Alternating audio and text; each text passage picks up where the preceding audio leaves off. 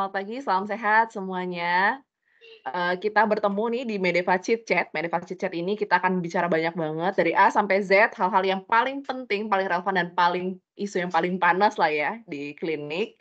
Kami di sini adalah Medeva. Medeva sendiri adalah aplikasi online ya, yang menyediakan sistem informasi manajemen klinik. Nah, kurang lebih seperti itu. Nah, di sini kita kebetulan ada 3 orang yang akan saling ngobrol lah ya, kita ngobrol di sini, diskusi, bukan saling menggurui, enggak. Kita akan cerita banyak hal, pengalaman-pengalaman, hal-hal lucu, hal-hal yang unik, hal-hal yang mungkin jadi keresahan bersama di klinik, yang mungkin dirasakan di manajemen, dan nggak hanya satu 2 klinik, tapi mungkin kita bisa sama-sama bareng-bareng di sini.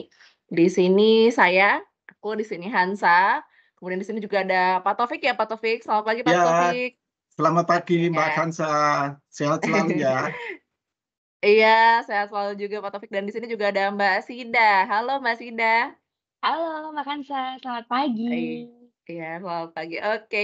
Nah, jadi hari ini kita akan ada bahasan yang menarik sebetulnya tentang worowiri ini, karena ini ya bahasanya worowiri itu kan kayak keriuhan, keribetan sebetulnya, riweh, ribet, huru-hara lah ya, huru-hara, worowiri, akreditasi. Jadi di mana klinik ini kan sebetulnya sedang diupayakan atau apa namanya ya, diusahakan untuk bisa menempuh proses akreditasi sehingga mencapai status akreditasi sesuai dengan peta jalan yang sudah ditetapkan oleh Kemenkes, seperti itu. Tapi, kita juga harus, sadar bahwa Permenkes yang ada sebelumnya kan, pernah ditetapkan, kemudian sekarang sudah ada standar yang baru di tahun 2022 yang lalu kan kita sudah, apa namanya, menghadapi Permenkes nomor 34 tahun 2022, kemudian juga setelahnya ada turunannya, untuk standar akreditasi klinik ya, ini dari Kemenkes nomor 1983 tahun 2022 gitu. Jadi memang, apa namanya, ada ya di mana-mana kalau kebijakan keluar pasti ada sentimen positif dan juga ada sentimen negatif ya. Ada yang berpikir positif, ya ini pasti bisa meningkatkan mutu layanan, kemudian juga meningkatkan daya saing tentunya gitu ya, sama meningkatkan sebetulnya kalau berpikir yang baik, positif, pasti akan meningkatkan kepercayaan masyarakat. Karena kan kalau akreditasi pasti ada standar tertentu, baku tertentu yang bakal dipenuhi. Tapi juga ada keresahan, itu bahasanya bukan negatif, tapi lebih ke keresahan mungkin ya Pak Taufik ya, Mbak Sida Iya, ya? Kayak, galau lah bahasa anak sekarang galau, "Aduh ini bisa nggak ya? Apakah klinik aku bisa atau enggak?" Gitu nih, kayak gitu. Nih Pak Taufik nih kebetulan kan habis ini ya, akreditasi nih ya. Selamat loh Pak iya Taufik itu. udah mencapai status akreditasi ya di kliniknya. Ya Bisa cerita-cerita ini alhamdulillah. Pak Taufik? Alhamdulillah saya membawai 2 klinik yang cukup lumayan ya. Itu alhamdulillah atas kerja keras. Ini Kerja tambah keras kerja cerdas enggak ya? Atau kerja keras, lebih kerja banyak kerja ikhlas. kerasnya ini kayaknya ya. Atas kerja kerasnya alhamdulillah kita 2 klinik yang di bawah saya dapat, akreditasi paripurna itu Mbak Kansa. Oh, Ya tertinggi ya. alhamdulillah, tapi luar biasa itu nanti. Oh, luar biasanya nih luar biasa yang apa nih, Pak? Yang positif, apa yang, apa namanya, tadi, worowiri tadi nih, Pak, Ya, kira-kira?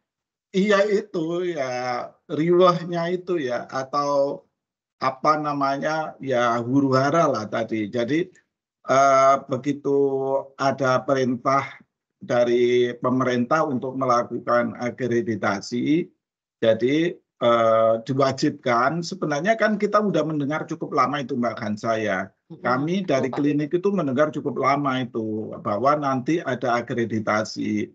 Tapi, kebiasaan masyarakat termasuk saya dan tim di klinik, masih lama," gitu. Jadi, udah mendengar akreditasi, oh akreditasi itu bagaimana, yang jelas kita mendengar dari rumah sakit, oh harus sampai lembur, sampai apa, sampai malam, sampai apa menyiapkan, nah gitu.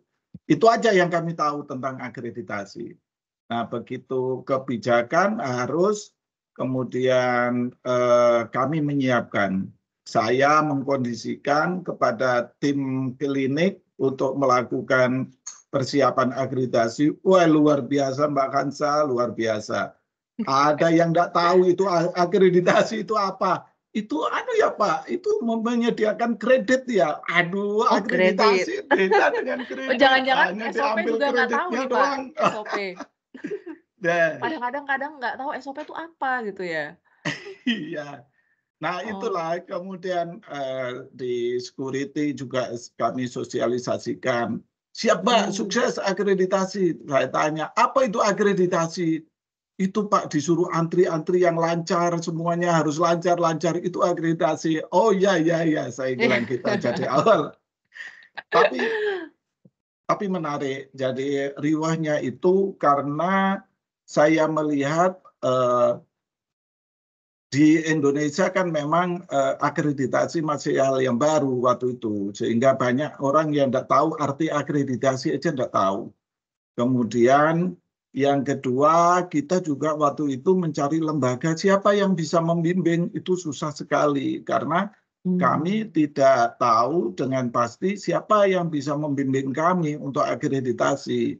Nah, itu meskipun SK sudah ada, waktu sudah ditetapkan, tapi kami tidak tahu bagaimana membimbing yang dibimbing. Akhirnya kita mencari pengalaman-pengalaman di rumah sakit dan sebagainya. Itu dan kemudian yang dipahami oleh kami itu saat itu adalah yaitu tadi administrasi. Sehingga ada dokter yang bertanya kepada saya, Dok, itu kita ini kan sudah melayani dengan baik, pelanggan kita kan sudah banyak, dan semuanya udah dengan baik, apakah masih kurang bermutu kita? Dan bilang gitu, apakah kurang bermutu? Yang mana yang kurang bermutu? Ya, jangan-jangan kita sudah sangat bermutu. Nah, itu. Saya jelaskan akhirnya justru karena itulah kita harus melakukan akreditasi untuk memastikan apakah yang ada di kita sudah bermutu. Nah, itu. Nah, jadi di situ luar biasa Mbak Kansa. Nah, itulah riwayatnya kenapa akhirnya ya teman-teman yang di lapangan itu kemudian seperti nabrak-nabrak begitu. Ya, kemudian terutama di akhir-akhir akhirnya kok banyak ya yang kami harus lakukan gitu. Lebih banyak ke administratif sepertinya, banyak yang harus dibenahi. Nah, itu. Ya, di situ. Ya, Jadi merasa disitulah. permasalahannya lebih ke apa namanya, beban kerjanya di akhir-akhir untuk persiapan akreditasi jauh lebih banyak gitu ya, Pak? Iya, ya itu betul-betul akhirnya seolah-olah tergambarkan akreditasi itu adalah menyusun SOP, menyusun prosedur, menyusun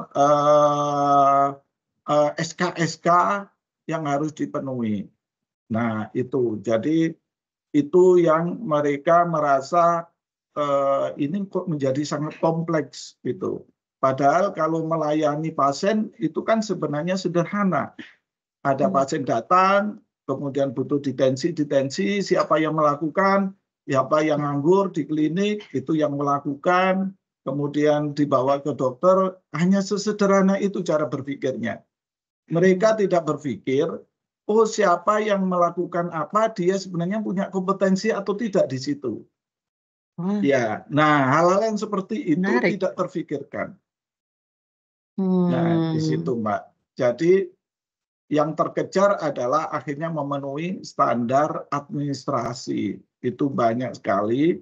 Dan kemudian ya akhirnya ya sudahlah yang penting saya dapat akreditasi saja. Nah, di saat-saat mepet bisa jadi pemikiran menjadi seperti itu, Mbak. Oh, berarti lebih ke ini ya, Pak, target formalitas mungkin kalau misalnya mau dibahasakan ya, Pak? Ya, Yang penting dapat akhirnya status akreditasi. ya betul Mbak. Akhirnya target yang penting saya dapat dapat sertifikat. Ya, semula targetnya saya yang penting lulus akreditasi. Begitu semakin dekat, semakin banyak LPA yang nawari, bisa tidak menjadi akreditasi paripurna. Nah, kan gitu kan, harus paripurna. Nah, itu. Karena lebih banyak penilaiannya untuk misalkan paripurna apa yang terlihat saat itu hanya administratif. Jadi lebih banyak administratif. Belum dinilai bahwa perilaku itu nanti akan berjalan terus.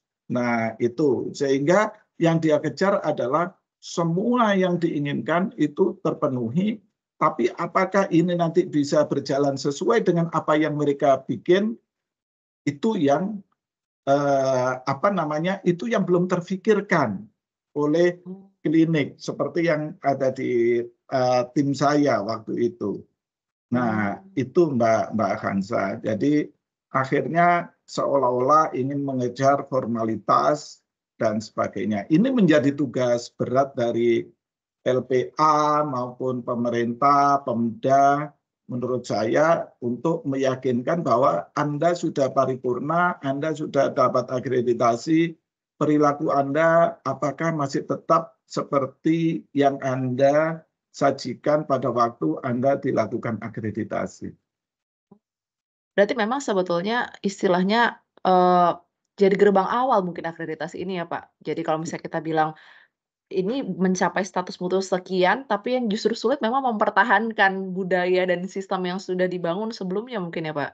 Ya, betul Mbak Kansa. Jadi yang harus kita bangun adalah yang bagi pemilik klinik atau pengelola klinik seperti saya, yang harus kita bangun akhirnya adalah kesadaran bahwa paripurna, akreditasi apakah itu paripurna atau bukan, ya, yang jelas mendapatkan sertifikasi akreditasi itu adalah sebenarnya langkah awal kita untuk berubah.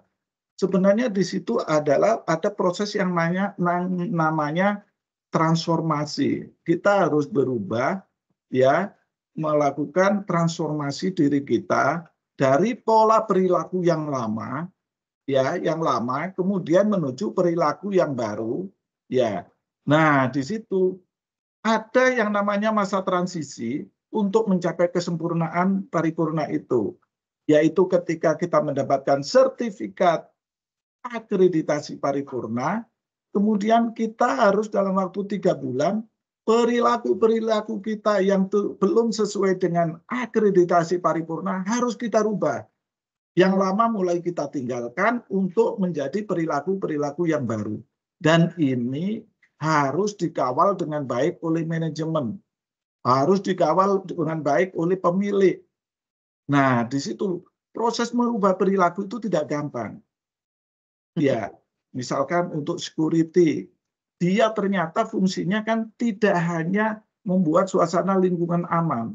Bagaimana ketika ada pasien dia bisa mendeteksi, mampu dengan pengetahuan umumnya, dia mampu mendeteksi, oh ini harus yang cepat segera ditolong, ya, supaya tidak ada kelolosan di awal. Oh ini harus dipandu, oh ini harus dibantu. Nah ini proses ini harus mulai ada. Tidak hanya dia duduk mengawasi sekitar aman begitu aja. Kemudian di admin dia juga sudah harus melakukan apa sesuai standar. Inilah yang menurut saya harus dilakukan perubahan perilaku itu dalam waktu 3 bulan. Kalau ini gagal dalam waktu 3 bulan, tentu akan berat. Mereka akan melakukan pekerjaan seperti sebelum akreditasi didapatkan. Akhirnya balik lagi. Nah, itu yang kemudian masyarakat tidak akan merasakan dampak perubahan adanya akreditasi itu. Gitu Mbak Hansa. Berarti memang yang terberat justru internalisasi standar dan transformasi budaya tadi ya Pak ya, di Betul. klinik itu ya Pak, di petugas klinik, di nakes, dan di non-nakes juga tadi ya Pak? Iya, betul. Jadi ya seperti itu, termasuk yang kita harus pahami betul adalah bagaimana tenaga medis, tenaga dokter memberikan pelayanan sesuai standar yang sudah disepakati. Standar baku yang sudah dibuat, dijalankan dengan baik, dan kemudian apabila memang standar baku yang ada di klinik itu dirasakan kurang tepat, karena dibaca dari literatur dan sebagainya perlu direvisi, nah itu harus dilakukan revisi standar bakunya dan itu harus dilaksanakan sesuai dengan kaidah-kaidah akreditasi. Sehingga ada revisi standar baku, revisi pertama, revisi kedua, revisi ketiga. Nah, proses revisi itu kan revisi untuk ke arah keperbaikan. Itulah yang harus dilakukan, Mbak. Tapi kalau misalnya tadi kan sempat disampaikan nih Pak Taufik, kalau klinik, lain mungkin ada yang punya kekhawatiran atau kegalauan tadilah ya terkait dengan proses Ya, akreditasi ini, mulai dari awal sampai dengan surveinya ya, nanti, sampai nanti menjaganya akreditasi sendiri. Sebetulnya kalau kita membandingkan dengan standar akreditasi yang sebelumnya kan kalau di klinik berarti pakai 46 tahun 2015 ya Pak. ya, Kalau mau dilihat kan mhm, sebetulnya babnya sama standarnya ya, sendiri kan babnya ada 4 kalau yang sebelumnya, ya, sekarang hanya 3. betul. Elemen penilaian juga nggak sebanyak yang dulu kan, kalau yang sekarang Bet hanya seratusan. Kenapa pada iya, akhirnya muncul momok tertentu gitu Pak, kekhawatiran kok ini kayaknya iya, lebih ribet secara administratif Pak? iya, iya. Ya, memang memang, pemerintah sudah mencoba mengakomodir ya. Jadi dari dulu yang, ada sekian bab, tapi kemudian ada yang tumpang tindih, kemudian disederhanakan. Nah, Mbak Kansa, sebenarnya Mbak Kansa, Mbak Kansa kan ini ya, apa namanya, pemerhati di mutu pelayanan ya, kendali mutu, kendali biaya bagi klinik dan kesehatan juga. Nah, Mbak Hansa, kalau kita bicara tadi, kita melihat proses yang riuhnya di klinik, akhirnya klinik saya bisa itu. Nah, Mbak Hansa, ini enggak sih sebenarnya Mbak Hansa apa sih sebenarnya akreditasi itu, mesti Mbak Hansa, kebijakan akreditasi di Indonesia itu bagaimana sih Mbak Hansa? Apakah keriuhan yang ada di lapangan tadi itu sebenarnya bisa dideteksi sejak awal mungkin dari apa kebijakan akreditasi itu? Mbak Hansa Iya. bisa tahu enggak itu? Kalau dari segi kebijakan sebetulnya kita harus melihat, yang Iya, pertama tentunya fasilitas kesehatan Indonesia ini beragam ya Pak Taufik ya, Mbak Sida iya, ya. Jadi iya, iya, dari rumah sakit, klinik, puskesmas, kemudian ada DPP juga, kemudian ada praktik iya, mandiri, dokter gigi juga, sekarang juga ada tambahan laboratorium kesehatan kan ya, di naungan transformasi akreditasi di bawah transformasi, layanan iya, primer di Kemenkes. Kalau kita lihat sebetulnya yang pertama kali diatur itu justru rumah sakit, karena memang dari segi kompleksitas ya, karena rumah sakit kan lebih besar, polinya juga lebih banyak, dari segi sistem, manajemennya, layanannya juga lebih lebih rumit lah ya dibandingkan yang lebih kecil, di bawahnya ada setingkat yakni adalah FKTP. Dari iya, tahun iya, iya, 2007 sudah muncul kesadaran untuk bisa, membina dan mempertahankan mutu. Tapi memang, lab-nya dari awal adalah di rumah sakit, dari, akreditasi tersebut. Kemudian dari sana dilihat ada perubahan-perubahan setelahnya baru 2012. Ada, standar, akreditasi yang ditetapkan juga di rumah sakit, baru setelahnya, merambah ke arah FKTP di tahun 2015 di, Permenkes 46 tahun 2015 dan itu pun juga ada beberapa perubahan ya, sempat 2 kali perubahan di tahun 2016, kemudian di 2019 ada perubahan kedua, hingga pada iya, akhirnya, Kemenkes ini mencoba menampung, bahwa memang banyak tumpang tindih yang tadi disampaikan Pak Taufik yang saya kepo mhm, gitu kan, kenapa pada akhirnya jadi momok? Karena iya, sebetulnya kalau kalau kita lihat sekilas, wah ini babnya aja lebih dikit, elemen penilaiannya justru lebih sedikit, seratusan iya, iya, aja gitu kan, yang sebelumnya kan banyak banget beranak pinak gitu kan. Cuman yang sekarang kalau kita lihat memang yang pertama orientasinya mutunya lebih jelas, kalau misalnya di Permenkes yang sekarang, eee soal mutu ini bukan lagi, hanya, benar-benar mengedepankan soal manajemen risiko yang penting. Ini juga manajemen risiko, nanti kita mungkin banyak bahas lah ya terkait dengan hal ini di episode-episode selanjutnya, mulai dari manajemen risiko yang komprehensif, kemudian juga dari PPI-nya juga lebih, sistem PPI-nya juga lebih memadai gitu ya di, tingkatan-tingkatan yang lain, dari klinik, sampai dengan iya, DPP. Dan juga kalau dari yang Permenkes yang, yang baru ini sendiri kan kita mhm, bisa lihat ya bahwa, skopnya juga justru lebih luas gitu, tidak yang sebelumnya nggak ada labkes, sekarang ditambahin ada laboratorium kesehatan.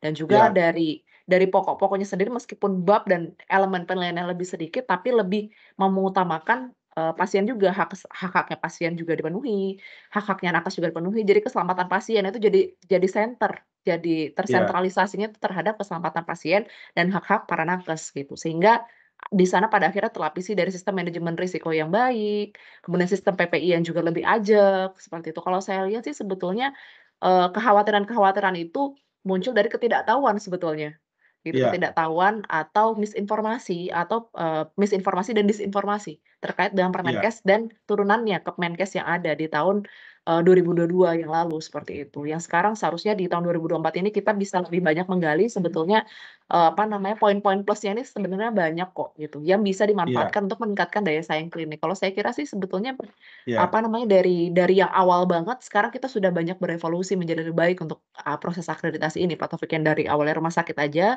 sekarang kita sudah memastikan semuanya itu minim variasi. Minim iya, variasi, kemudian meminimalisir adanya risiko gitu kan. Ini iya, justru baik gitu, karena FKTP ini kan sebetulnya jadi gatekeeper ya, klinik ini jadi gatekeeper. Jadi yang seharusnya bisa, menjadi primadona gitu. Primadona di mana kalau misalnya orang sakit ya nyarinya di klinik dulu, jangan langsung ujug-ujug ke rumah sakit. Tapi iya. bagaimana mempertahankan agar nyaman, agar aman, merasa aman, Mhm. pasien ya makanya harus ada standarisasi, pembakuan tadilah bahasanya, pembakuan dari Iya, pelayanan dan juga manajemen. Menurut saya sih seperti itu, Pak Taufik. iya. Mbak Kansa, eh, apa ya, kalau waktu saya awal eh, mau melakukan akreditasi, itu kan memang informasi yang sangat terbatas. Kami hanya mencoba men-search dari internet, ya, atau tanya sana sini, tanya kebetulan ada temen yang jadi surveyornya di rumah sakit, apa. Nah itu kan akhirnya kan mendapatkan informasi yang terpecah-pecah ya. Oh kayak gini, gambarannya itu kayak orang buta lihat gajah itu. Oh, akreditasi itu kayak kaki gajah. Oh, kayak telinga gajah. Tergantung informasi yang kami dapat. Nah, itu termasuk dalam pemilihan ini, Mbak, apa LPA, namanya, Pak. lembaga lembaga eh, LPA-nya. LPA-nya itu ya, lembaga apa Pelaksana. penyelenggara Nilai akreditasi ya. Penyelenggara. akreditasi. Nah, itu. Validasi. Nah, Mbak Kansa, sebenarnya LPA itu siapa sih, benda apa itu? Atau ya siapa itu? Apakah mereka suatu lembaga yang didirikan oleh pemerintah atau bagaimana? Mbak Kansa tahu enggak itu ya? Yang ada 11 atau 13 gitu loh ya, yang Iya, di Pak, sekarang. ya, Mhm. ya, Untuk LPA sendiri tadi sudah disebutkan juga ya, LPA ini lembaga penyelenggara akreditasi ya, bahasanya. Sebetulnya untuk sosialisasinya sendiri sudah dari tahun lalu ya, kalau nggak salah di tahun 2023 itu sudah banyak sosialisasi terkait dengan iya, LPA. iya, LPA iya, sendiri kan sebelumnya memang dimulainya dari awalnya itu di Kars ya, yang paling terkenal ya, dulu sekali. iya, Di Kars, iya, sekarang memang tersenternya atau terpusatnya memang di rumah sakit. Tapi kalau iya, dari sekarang kan tentang perizinan akreditasi Vaskes, itu iya, udah ada surat edarannya tahun 2022 yang lalu gitu ya, itu, untuk LPA sendiri kan sebetulnya sudah ada banyak, tadi saya agak lupa sih, ada berapa ya Pak, 11 ya kalau nggak salah ya? iya, heeh, 11, ada 11-an lebih, ada mulai dari Labkespri, kemudian juga ada Laskesi, kemudian ada apa lagi, ada PKP, ada iya, Labklin, ya, ada KAKP, dan lain sebagainya yang iya, mungkin belum tersebutkan. Jadi untuk yang LPA sendiri di sini itu bukan hanya sebetulnya memenuhi segala ini ya, persiapan survei akreditasi. Jadi iya, persyaratan yang diperlukan dalam survei akreditasi, mulai dari, memastikan kelengkapan dokumen, dengan baik dan juga, memastikan juga, sudah sesuai juga dengan kaedah-kaedah dari standar bakunya gitu kan. Jadi kalau menurut saya memang, LPA ini ada, untuk memastikan ya bahwa, survei yang berjalan itu memang sudah sesuai iya, dengan standar baku yang sudah ditetapkan oleh Kemenkes. Bagusnya sebetulnya sekarang itu, iya, semuanya itu udah ditetapkan sama Kemenkes ya. Jadi nggak ada lagi tuh iya, namanya, menentukan instrumen sendiri berdasarkan LPA. Jadi memang sudah ada standarnya sendiri yang sudah ditetapkan dari Kemenkes. Kalau menurut saya itu justru jadi titik balik yang cukup baik gitu, karena iya, sudah iya, distandarisasi dari pusat sehingga kita tinggal, menginterpretasikan dan mengimplementasikannya sesuai dengan dari LPA menuju ke, klinik ataupun vaskes yang, dinaungi untuk disurvei. Kalau menurut saya sih iya. seperti itu, Pak Taufik. Jadi itu ya kalau gitu apa namanya, untuk elemen-elemen penilaian dan sebagainya ini yang menyusun bukan LPA ya. Jadi bukan lembaga Betul. penyelenggara kemudian membuat sendiri, tapi itu Ya, Bu. dibuat oleh pemerintah gitu ya, Mbak? Betul betul, Pak. Jadi untuk Iya, yang iya, sekarang memang berdasarkan transformasi. Jadi kan Ya, awalnya transformasi di apa namanya, di Kemenkes sendiri untuk bisa ya, memastikan standar baku mutu memang bagaimana kita mau menyerahkan ini ke pihak, apa namanya, ke third party. Makanya, ya, apa namanya, ya, menurut saya sekarang baik untuk sudah dibuatkanlah standar bakunya, ya, instrumennya bahkan bukan cuma standar tapi sampai ya, instrumen penilaian, elemen ya. penilaian. Saya kira itu baik sih. Oh ya, tadi ada 13 Mbak. Itu Ke-13 kalau ya? nggak salah ada 13. Itu ada Lavkespri, ada Yang spesifik, kemudian Pemprov. KAKP, ada Betul. Lakesi, Mhm, ada LAISBN, ada Lamfi, ada banyak nih. Lafki, Hafal ya, Lafi, Hafal eh, apa namanya? iya, hafal lengkap. Saya ingatnya cuma 5 gitu ya, LKA, palingan KAKP, Lavkespri, nah itu yang paling iya.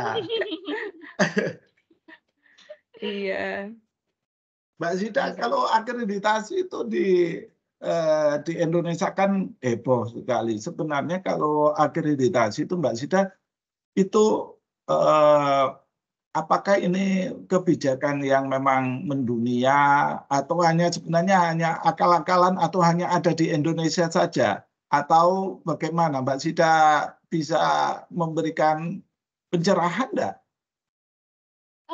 Kalau dari yang saya tahu sih, kalau akreditasi itu sudah menjadi hal yang sangat umum ya di seluruh dunia, nggak cuma di bidang Iya. kesehatan, tapi juga Oh, di basically semua bidang lain akreditasi itu ada dan banyak banget itu. Cuman mungkin nggak oh, di semua negara diwajibkan, iya, terutama untuk iya, klinik nggak di semua negara diwajibkan gitu kan. iya, Biasanya negara yang mewajibkan tuh itu adalah negara-negara yang punya kepentingan untuk itu, apa, menjaga standar mutu di negaranya gitu. Jadi mereka iya, pengen agar di negara saya tuh, apa ya, mutu pelayanan yang di satu daerah tuh jangan jangan jomplang banget gitu kalau dibandingin sama negara yang lain tuh. Jadi, iya. emang emang nggak semuanya mewajibkan, tapi kalau akreditasi sendiri udah sesuatu yang menjadi hal yang sangat umum di seluruh bidang dan dunia ya? seluruh dunia. Menarik menarik. Karena kalau di rumah sakit Iya, sendiri kan udah ada yang lama tuh ya Pak, JCI ya Pak ya, Joint Commission International. Jadi kalau iya, biasanya iya. rumah sakit udah ada JCI itu banjir Mhm, pasien banyak karena wah udah standar internasional biasa akreditasi. iya. Jadi Iya. apa kalau itu udah bisa diterapkan dan berjalan sebenarnya ada keuntungan juga ya secara tidak langsung ya bagi klinik, bagi rumah sakit, bagi puskesmas atau apa begitu mendapatkan sertifikat ya. Iya Begitu ya Mbak Iya, Zid? pasti. karena akreditasi itu jaminan Heeh, mutu bagi pelanggan gitu kan, bahwa, "Oh oke, ya, apa, vaskes saya sudah terakreditasi, rumah sakit ya, saya, klinik saya udah terakreditasi, oh ada jaminan di sini, ya, bahwa klinik saya itu bisa dipercaya, vaskes saya tuh bisa dipercaya," gitu kan. Jadi ada, apa ya, ya, jadi bahkan kalau di luar negeri tuh banyak yang, akreditasinya tuh voluntary. Gitu, jadi oke. meskipun mereka nggak diwajibkan, mereka yang ngejar sendiri biar sekedar bisa bilang, Hmm, "Oh ya saya udah diakreditasi berdasarkan standar ini, Anda datang ke tempat saya bisa hmm, dipercaya," gitu kan jadinya, iya. gitu. Seru tuh. Iya, Seru. ya bagian dari marketing untuk usaha dong ya kalau gitu kayak gitu. Oh ya, saya Mhm. sudah memiliki standar baku untuk layanan menggunakan misalkan akreditasi yang diselenggarakan oleh Lavkespri misalkan, kan gitu kan? Mhm, Ya, betul. jadi ada standar baku jaminan mutu dari Labkespri bahwa klinik yang sudah yang sudah diakreditasi oleh timnya Labkespri ada jaminan mutu bahwa mereka sudah memenuhi standar yang ditetapkan oleh pemerintah, gitu ya. Kira-kira seperti itu ya. Mhm.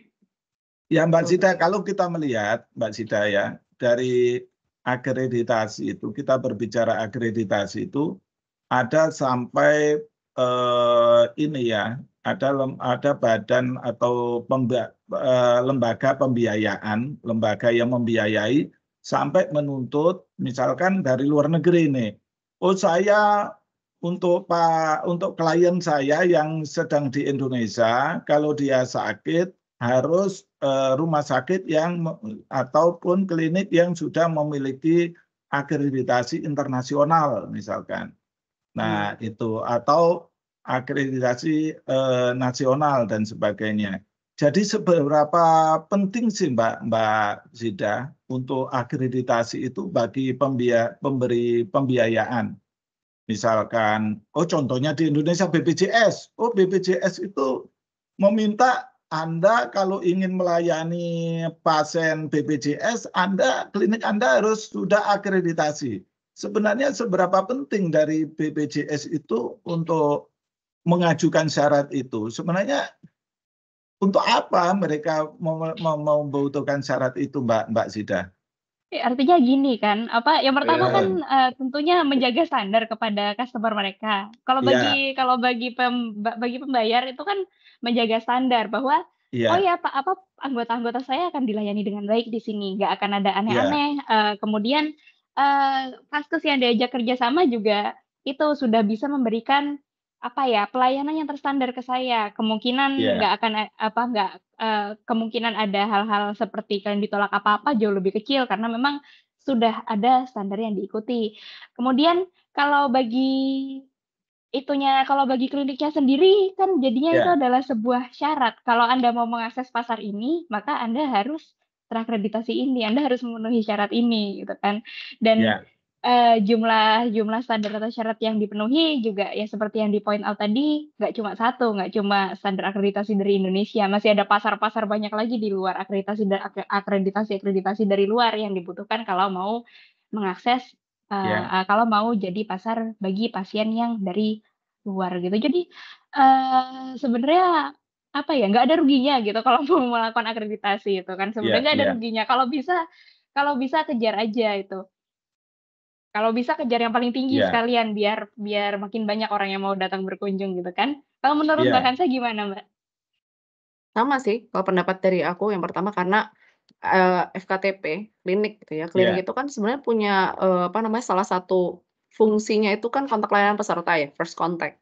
Jadi dia ini yang kalau misalnya ada apa-apa seharusnya kalau masih remeh-remeh nggak perlu ke rumah sakit, ya itu seharusnya jadi pilihan pertama dan utamanya para calon pasien untuk bisa mencari atau seeking layanan kesehatan. Jadi kalau misalnya kita sudah bisa menjamin mutu, mereka bisa istilahnya memastikan kepuasan, kemudian memastikan keselamatan, memastikan juga pasien itu akan balik terus, gitu. Kalau istilahnya di BPJS kan bisa nih pindah per 3 bulan ya, FKTP. ya, Jadi ya udah dia stay aja terus di situ, jadi bagian dari kapitasinya klinik itu.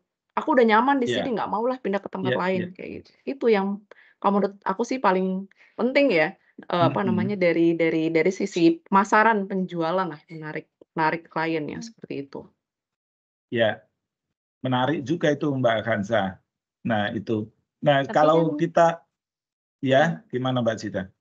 iya, tapi kan sebenarnya kan ini menjadi bisa jadi sebuah beban juga buat klinik kan, karena memenuhi akreditasi itu kan pada standarnya adalah berkomitmen untuk memenuhi, SOP, Bener. prosedur, ya berbagai Iya, SOP, berbagai prosedur, berbagai persyaratan itu mhm, terus-menerus selama jangka yang panjang kayak yang udah kita obrolkan tadi itu kan. Sebenarnya iya, sebenarnya bisa menjadi sebuah, beban juga buat klinik iya, di di dalam memenuhi standar ini. Jadi, eee, nggak segampang itu juga itu kan. iya.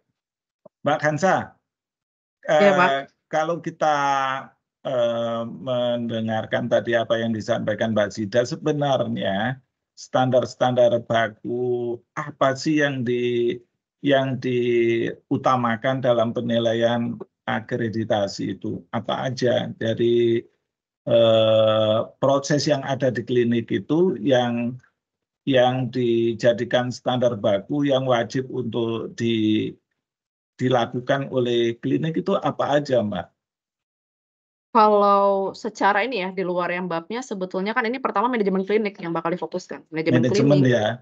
iya, Mhm. pertama manajemen, karena itu di babnya sendiri kan ada kalau yang terbaru itu ada TKK ya, kalau yang Iya, sebelumnya kan ada betul. kepemimpinan manajemen fasilitas kesehatan yang sebelumnya. Iya, Sebenarnya untuk inline itu di Permenkes yang lama dan yang baru itu sama, cuman memang iya, pokok-pokok elemen penilaiannya lebih iya, lebih lebih terstandar di yang baru ini iya, ya sekarang.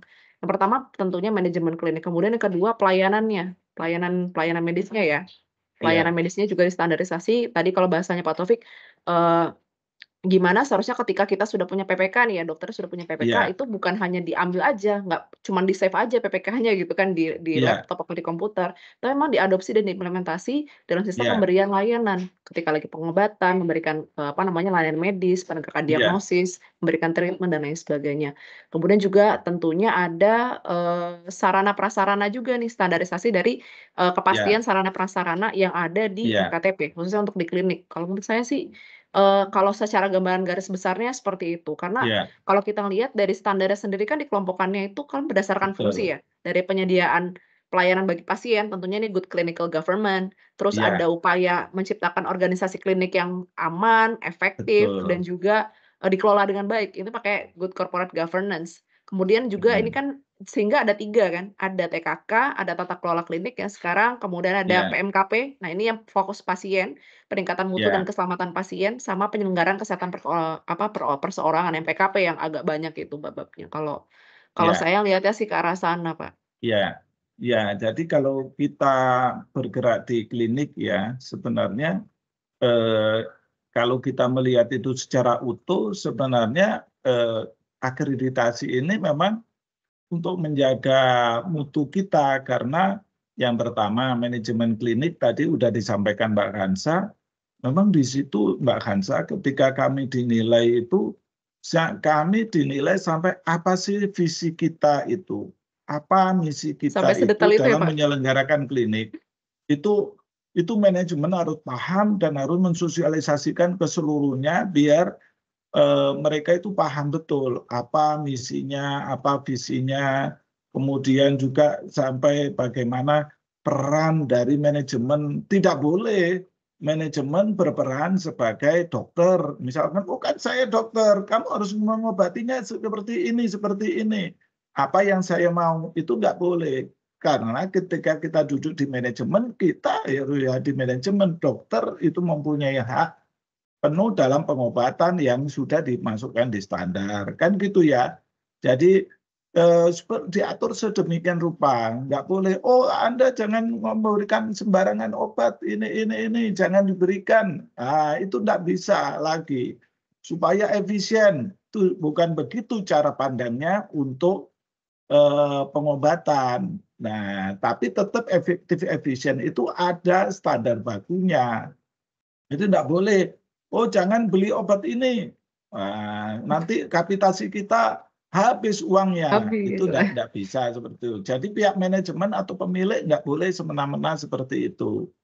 Nah, Mmm. kemudian juga pelayanan tadi ya, pelayanan seorang dokter yang profesional memiliki hak tanggung jawab yang luar biasa, tapi mereka ada koridor-koridor dalam memberikan pelayanannya seperti PPK tadi ya, pedoman pelayanan klinisnya Mhm. mereka. Jadi itu kan sebenarnya sudah ada. Nah, merekalah yang berfungsi untuk menilai PPK itu ketika berlaku dijalankan di suatu klinik, apakah mereka standar bakunya sudah sesuai, paling tidak standar minimalnya memang untuk mutu itu sudah cukup, atau kita diberikan masukan yang lebih. Karena itu bisa dilakukan revisi, revisi, dan revisi. Tapi setelah dilakukan revisi oleh dokter bersama-sama, itu menjadi kesepakatan bersama dalam memberikan pengobatan sesuai dengan ketentuan perundangan yang ada.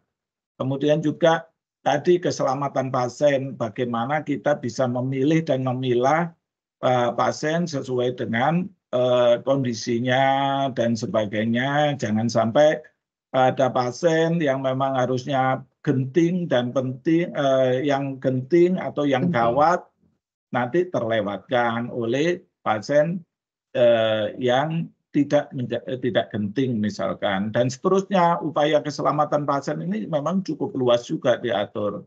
termasuk ketersediaan sarana dan prasarana untuk memberikan pelayanan. Jadi kalau kita melihat dari hal itu Mbak Hansa, Mbak Zida, rasanya akreditasi ini kalau kita pedomani dengan baik itu keren juga ya Mbak. Betul, Pak, keren. Tapi masalahnya tadi Ya, yang permasalahannya itu justru di yang ya, disampaikan Mbak Sida. Ini keren, tapi gap-nya ini berat gitu ya. Jadi ya, bisa jadi kalau istilahnya di sini, ini sebenarnya berkah apa jadi beban? Gitu kan Ah, buat apa namanya, buat klinik. Kalau berkah kan tadi ya bisa ya, mengundang banyak ini, pasien, kemudian, meningkatkan ya, jaminan mutu juga, meningkatkan kredibilitas juga kan ya dari klinik. Tapi ini ya, bisa jadi beban kalau misalnya memang nggak bisa ter-contain dengan baik.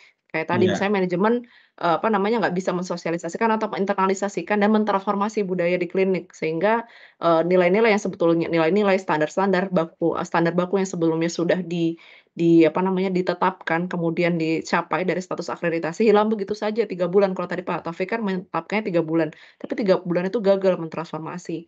Nah, sehingga ya, saya jadi mikir, kan sekarang kita lagi masuk ke era yang semuanya nih serba digital ya, apa-apa kita mau pesan makanan ya, lewat HP gitu kan. ya, Kita beda negara, kita bisa pakai Zoom dan lain sebagainya. Kita di sini juga pakai Teams kan untuk, ya, apa namanya, melakukan conference call. Jadi ya, sebetulnya nih, apa, bisa nggak sih kita ini ya, ini kan tadi yang berserakan sistem ini kan udah kita ya, coba bangun, kita pertahankan, tapi dengan teknologi gitu. Ini kira-kira kalau dari klinik ini sebenarnya aspek teknologi ini bisa nggak sih untuk, apa namanya, mempertahankan sistem mutu dan standar baku ini, Mbak Sida? Iya, ya, sebenarnya ini menarik karena yes, absolutely bisa gitu. Karena apalagi fungsi teknologi kalau bukan untuk menolong manusia kan ya, untuk menjadi Betul. pembantu ya, untuk manusia. Tapi teknologinya juga harus tepat juga. Mungkin kita udah, tahu kalau salah satu syarat akreditasi adalah punya EMR juga kan ya kalau nggak salah. ya, Betul. Itu hmm, kalau seandainya kita mau menjadikan teknologi sebagai penopang, artinya nanti ketika mengadopsi teknologi, itu nggak boleh milih teknologi yang cuma sekedar teknologi, EMR yang sekedar EMR gitu. Karena artinya teknologi yang dipilih itu, nggak boleh cuma jadi sekedar alat buat mencatat, tapi dijadikan sebagai penopang proses bisnis gitu. Kayak hal-hal yang dilakukan dalam akreditasi, apa, SOP, hal-hal seperti SOP, formulir, apa segala macam itu harus semuanya itu Eee, ter ter diterapkan di dalam desain EMR-nya itu. Dan kalau seandainya desain EMR-nya nanti sudah, cukup baik, nanti EMR ini justru bisa menjadi penopang, bisa menjadi guide dia, bisa menjadi pemandu bagi, apa, SDM klinik untuk menjalankan hal-hal yang, menjadi SOP, menjadi standar gitu. Kayak misalnya, tadi, resepsionis tidak perlu lagi menghafalkan, apa saja tanda-tanda yang perlu diperhatikan dalam pasien yang butuh penanganan gawat darurat itu. Bisa langsung ya, lirik aja ke dalam layar terdekatnya, "Oh ini tanda-tanda yang harus diperhatikan," gitu kan. ya, Mhm. Perawat nggak perlu menghafalkan apalagi, itu, apa saja tanda-tanda malnutrisi gitu, atau apa saja indikator-indikator yang perlu di-screening sebelum masuk ke dokter gitu. Dan apa, udah bisa langsung lirik aja itu. Kemudian, kita tidak perlu khawatir lagi dengan adanya pasien-pasien yang, apa namanya, lompat antrian atau pasien-pasien yang harusnya prioritas tinggi tapi nggak dikasih prioritas tinggi, karena itu semua sudah diingatkan dan diwajibkan diisi oleh sistemnya itu. Jadi kalau seandainya kita memilih teknologi yang baik, kita memilih teknologi yang memang sudah didesain dengan tujuan itu, teknologi itu sangat bisa menjadi penopang bagi klinik untuk melaksanakan akreditasi, gitu kan. ya. Mhm, Sebenarnya Mbak Sida, kalau kita berbicara teknologi ini kan alat ya. Ya, sebenarnya iya, kan sebagai alat untuk membantu kita. Sebenarnya yang lebih penting lagi terhadap kendali mutu, terhadap kendali biaya, tadi kan keinginan dari akreditasi itu kan ada 3 hal, yaitu pelayanannya menjadi bermutu, akhirnya orang menjadi tetap berkualitas, mendapatkan pelayanan yang berkualitas, kesehatan orang menjadi tetap berkualitas. Yang kedua, pelayanannya menjadi efektif. Efektif itu artinya diberikan sesuai dengan kebutuhan-kebutuhan, lebih mengutamakan manfaat dan mudorotnya, kan gitu. Dan kemudian pelayanan menjadi efisien. Efisien tentunya akhirnya klinik kan untuk memberikan pelayanan bermutu tidak harus mengeluarkan biaya yang mahal yang pada akhirnya pendapatan mereka dari kapitasi, dari pasien malah habis, malah tidak mampu dipakai untuk keberlangsungan klinik. Nah, kan bisa jadi. Nah, teknologi, apakah teknologi bisa membantu untuk hal yang seperti itu? Ya. Apakah hanya EMR itu bisa kemudian membantu seperti itu, atau ada saran lain, Mbak Sida? Sebenarnya harus lebih dari sekedar EMR sih, karena EMR kan terbatas Ya, pada rekam medis ya.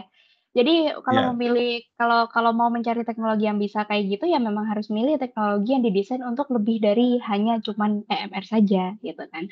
ya, Dia juga harus tahu apa saja yang penting diperhatikan dalam klinik. Kayak kalau klinik mau meningkatkan mutu, apa aja yang harus diperhatikan gitu. Apakah waktu tunggu pasiennya itu, apakah,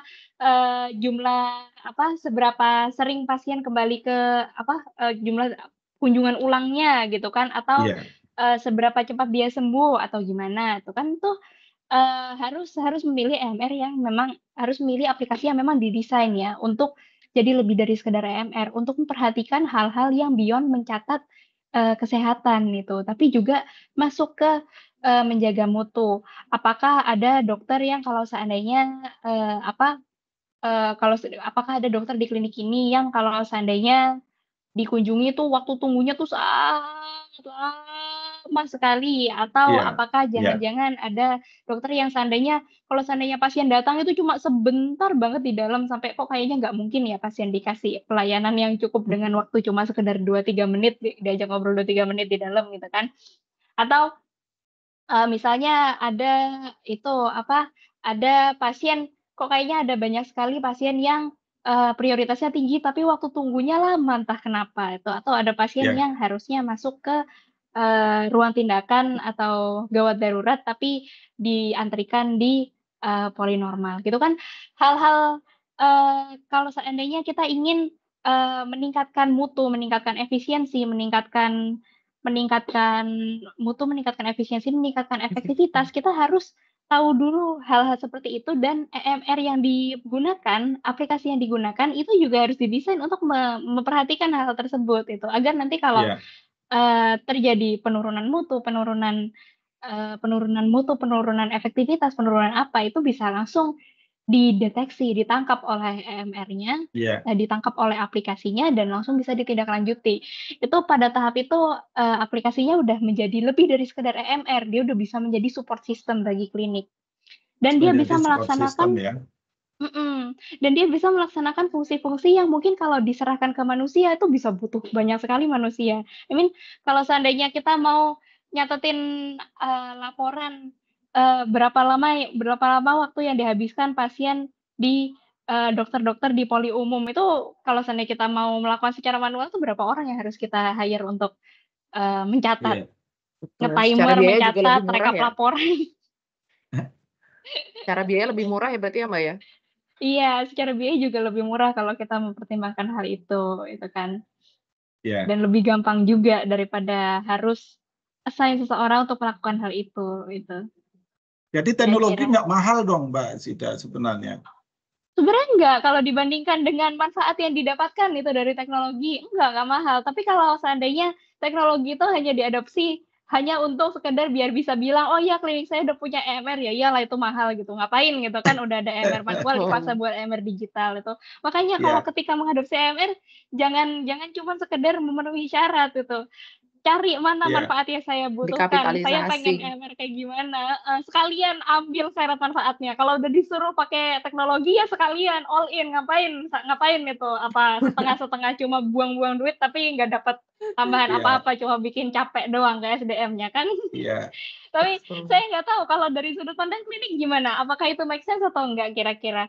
Ya, kalau saya, Mbak Sida, kalau saya di klinik saya yang saya tangani sekarang, yang kami butuhkan itu adalah bagaimana data-data dari medical record yang cukup besar itu kemudian bisa memberikan informasi yang bermakna bagi saya untuk memberikan feedback supaya saya tahu, oh ini perlu dilakukan revisi segera. Misalkan, oh pengobatan ini tidak efektif, harusnya segera ditelaah. Misalkan, oh pemberian antibiotik X ini ternyata efektivitasnya tidak ada, tidak bermakna. Apa betul enggak itu perlu dilakukan evaluasi segera. Atau pemeriksaan laboratorium yang seperti ini tidak diperlukan bagi pasien kebanyakan, hanya khusus indikasi ini. Itu bisa nggak teknologi bisa memberikan informasi-informasi seperti itu nggak Mbak Zida?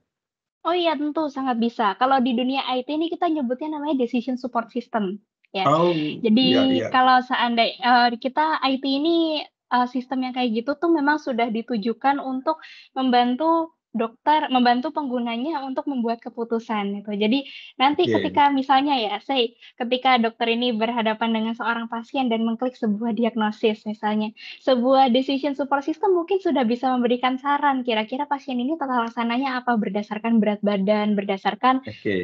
data obat itu dia udah bisa memberikan saran, "Dokter bagaimana kalau seandainya dia di-treat dengan obat ini, dengan dosis sekian, dimakan setiap sekian hari sekali, berdasarkan dari itunya, berdasarkan dari, situasi, berat badan, tinggi badan, dan sebagainya dari pasien." Tapi of course Oke, keputusan finalnya ada di dokter. Cuman bayangkan dengan betul. adanya seperti itu, seberapa banyak beban pikiran dokter yang bisa dikurangi gitu kan. Ya, Seberapa banyak potensial, kesalahan karena capek gitu yang yang mungkin ya, terjadi gitu kan. Itu kan bisa sangat dikurangi. Sama juga dengan klinik, kalau klinik ingin tahu sebenarnya obat ini kita worth nggak sih, terus nyetok obat ini gitu, apakah worth nggak ya, sih terus nyetok obat ini, itu kan kalau seandainya mau melakukan analisis manual, harus orang yang paham kesehatan datang ke situ, mengambil datanya, melakukan analisis itu capek, lama, dan biayanya berapa itu. Kalau pakai teknologi kan bisa aja langsung ditarik dari rekam medis. Oh, dari pasien yang diobati dengan obat ini, seberapa banyak yang balik dengan keluhan yang sama, gitu kan, dengan diagnosis yang sama, gitu. Atau, seberapa lama waktu yang dia butuhkan untuk sembuh, gitu kan. Atau seberapa banyak keluhan yang muncul gara-gara obat ini. Itu kan bisa menjadi sesuatu yang kalau dengan teknologi itu sangat cepat, dengan syarat teknologinya itu didesain dan diimplementasikan oleh ahli yang benar-benar paham info apa sih yang dibutuhkan oleh klinik. Karena kalau ya, nggak tahu infonya, gimana teknologinya bisa memberikan? Kalau nggak tahu ya, info yang dibutuhkan, gimana bisa kita berikan gitu kan sebagai orang IT, ya, gitu. ya. Baik, Mbak Zita. Ini ngomong-ngomong ini udah lama kita ngobrol nih. Karena Mungkin seru kita Pak harus Langsung Taufik. seru bekerja lagi nih. bahasannya. Tapi nanti Ya, tuh ada pembahasan selanjutnya. Ini kan baru Worowiri yang pertama. Worowiri kan ya, panjang, namanya juga Worowiri kan. Ribet nggak cuma ya, sekali, tapi 2 kali, 3 kali. betul. Nanti yang selanjutnya kita akan banyak bahas juga ya, masih seputar akreditasi ya, Pak Taufik, Mbak Ya, Sida. oke. Tentang, kalau tadi kan tantangannya baru di awal nih, gimana dapat status akreditasi, ribetnya apa. Nanti Ya, setelahnya, kita bahas setelahnya tuh bagaimana ya, ya mengawal 3 bulan. Kalau bahasa tadi Pak Taufik, mengawal 3 bulan ya, ini dengan bantuan teknologi pastinya tadi ya, menarik banget ini. Jadi teknologi jadi ya, investment goods ya, Mas Ida ya? betul. Mhm. Ya, Oke. jadi saya setuju Mbak Hansa ya. Nanti untuk ke depan kita berbicara bagaimana sih kita mempertahankan akreditasi yang sudah kita raih itu bisa mengubah menjadi perilaku yang bisa dijalankan oleh semuanya sehingga akreditasi paripurna yang sudah kita dapat itu bisa kita pertahankan. Mungkin ada trik, ada tips yang baik dari pengalaman-pengalaman dari klinik, atau mungkin nanti pemirsa bisa membuat usulan juga nih di YouTube kami untuk topik apa yang perlu dibahas yang berkaitan dengan akreditasi yang memang apa namanya, Bapak dan Ibu yang melihat, pemirsa, nanti ada yang, oh iya saya ingin tahu lebih jauh tentang A, B, C, atau apa gitu ya, Mbak kan saya. Betul betul, Pak. Jadi nggak cuma akreditasi, ini bagian awalnya aja. Kita kan bahas isu-isu Ya, terpanas. Akreditasi ya, nanti kita bisa bahas mau kapitasi, boleh, ya, mau tentang, KMKB bisa, kita ya, bahasannya luas. Jadi nanti bisa disertakan, di ya, komen-komennya, atau mungkin bisa DM juga di Instagram atau mungkin di WA, kita ya, dengar ini, kita mau request, saran ya, dari tema ini sangat boleh. ya, Oke, itu aja. Oh iya, sama satu lagi ini kan kalau, masih penasaran nih soal akreditasi tapi nunggu podcast, datangnya mungkin Ya, masih sebulanan lagi gitu kan. Tenang, nanti di bulan Maret kita juga akan ada Medeva Tech Talk. Nah, ini temennya Medeva Chit Chat, saudaranya nih ya kakaknya adalah Medeva Tech Talk. Medeva Tech Talk itu adalah webinar. ya, Webinarnya ini insya Allah datangnya keren-keren. Jadi memang yang orang LPA insya Allah akan datang. Kemudian juga ada apa namanya dari instansi juga dari pemerintah yang akan memberikan insight seputar akreditasi juga. Itu jadi ya, ini temanya menarik, temanya menapaki jalan menuju mutu. Aduh nih ya, seperti ini ya. berat. ya, Agar ya, istiqomah menapaki jalan menuju mutu. Ini kan istiqomah kan ya, jalan yang lurus. Nah, membedah ya, tantangan dan peluang akreditasi klinik di era baru. Era baru tuh apa sih? Era baru ya ya, sekarang. Era baru yang sekarang, kenormalan baru kita dengan Permenkes yang baru. Nah, ini kira-kira seperti apa ya, Permenkes dan Kemenkes yang baru. Nanti akan ada ahli-ahli yang akan panel ahli yang akan berbicara. Bisa banget untuk mengajukan pertanyaan, saran gitu ya, untuk akreditasi ke depannya. Dan ini akan ya. ada dilaksanakan di bulan Maret. Jadi sembari ngabuburit ngabuburit, Ngabuburit menuju ya, menuju puasa Ramadan ya. iya betul, pas lagi puasa Ramadan. Jadi kan mendengarkan yang baik-baik ya. Nah, insya Allah ini penuh Ya, dengan kebaikan, mendengarkan yang baik-baik, nanti kita ngabuburit bareng di Medeva Tech Talk, seperti itu. Oke, Bapak dan Ibu ya. sekalian, Mungkin untuk terakhir yang Mbak Kansa, iya Pak? saya ingin menyampaikan juga ini kepada pemirsa. Jadi pemirsa, akreditasi itu adalah keniscayaan yang harus kita jalani, mau tidak mau, karena memang tujuannya juga baik. Seperti tadi disampaikan, akreditasi klinik di Indonesia ini merupakan upaya untuk meningkatkan mutu pelayanan kesehatan. Ini adalah keniscayaan yang harus kita lakukan untuk melindungi masyarakat, kemudian juga untuk meningkatkan kepercayaan masyarakat kepada klinik kita, kepada tempat kita mengabdikan diri, mendedikasikan diri. Dan juga untuk mendukung program JKN, karena memang BPJS Kesehatan menginginkan agar JKN dilayani oleh klinik-klinik yang sudah mengimplementasikan akreditasi. Dan yang tidak kalah penting bagi kita, pemilik klinik maupun pengelola klinik, bahwa akreditasi ini dapat meningkatkan daya saing klinik. Karena sekarang tidak hanya BPJS Kesehatan, banyak asuransi-asuransi kesehatan atau lembaga self-insured yang menginginkan kliniknya harus terakreditasi yang memang mereka paham bahwa di situ ada standar mutu.